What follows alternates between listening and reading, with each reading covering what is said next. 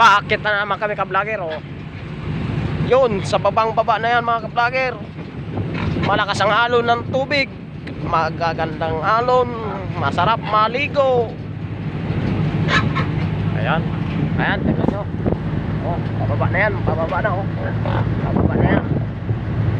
Tapos ito naman, ang harap ay pataas. Paakyat. Paakyat ng bundok. Vlogger, oh. Ganda talaga ng swimming pool sa baba.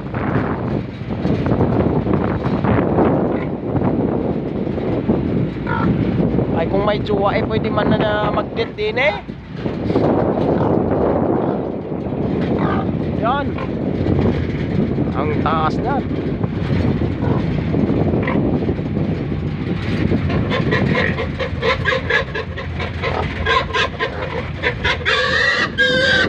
Ingay ng baboy na yun mga baboy.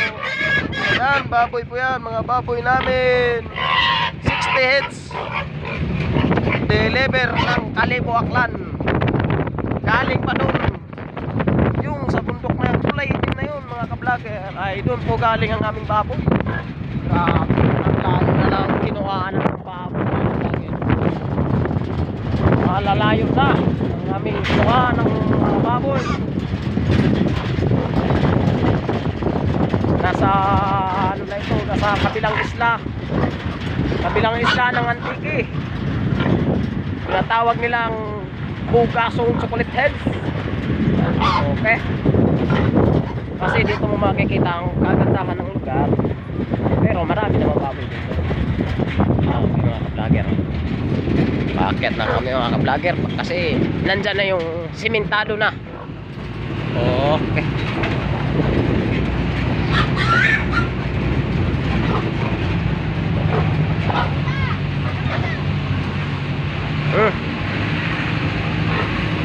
Bakit na siya mga ka-vlogger? Bakit na kami?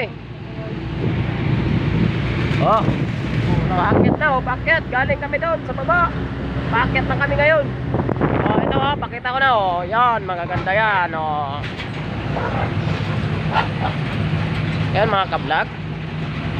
Kahit saan ka marating, marami kang makikitang magagandang tanawin.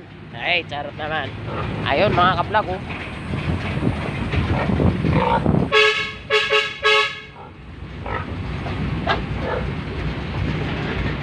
Kung sa Bisaya pa mga ka-vlog, mga dagko kayo mga kanal dire, oh. Nakakatakot.